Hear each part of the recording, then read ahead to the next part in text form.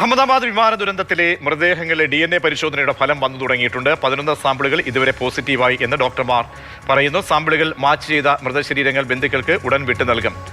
അർജുൻ പീതാംബരൻ നൽകും വിവരങ്ങൾ. അർജുൻ, സങ്കീർണമായൊരു പ്രോസസ്സാണ്, സമയമൊക്കെ തന്നെ എടുക്കുന്നുമുണ്ട്. ഇപ്പോൾ എത്ര പേരുടെ മൃതദേഹങ്ങൾ അത് മാച്ച് ചെയ്യുന്നുണ്ട് DNA സാമ്പിളുകൾ പരിശോധിക്കുമ്പോൾ? വിവരങ്ങൾ. പ്രതീക്ഷ, ഇതുവരെ ഒരാളുടെ മൃതദേഹം വിട്ടു നൽകാൻ സാധിച്ചിട്ടുണ്ട്. അതായത് വിമാനത്തിനകത്തുണ്ടായിരുന്ന മൃതദേഹങ്ങളിൽ ഒന്നാണ് ബന്ധുക്കൾക്ക് വിട്ടു നൽകിയിരിക്കുന്നത്. പക്ഷേ 11 പേരുടെയും DNA സാമ്പിളുകളുടെ ഫലം ഇപ്പോൾ പോസിറ്റീവായിട്ടുണ്ട്.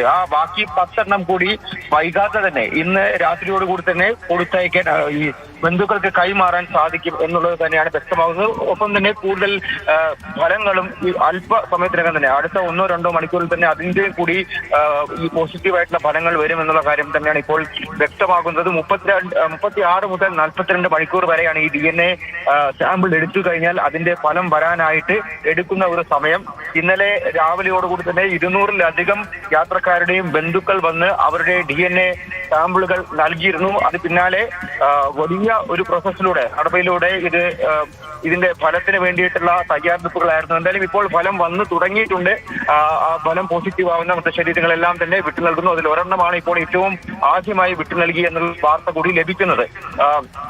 ഈ അപകടത്തിൽ അതായത് അർജുൻ, രഞ്ജിതയുടെ സാമ്പിളും അല്ലെങ്കിൽ ആ DNA പരിശോധനാ ഫലമൊക്കെ അപ്പോൾ വൈകാൻ സാധ്യതയുണ്ടല്ലേ?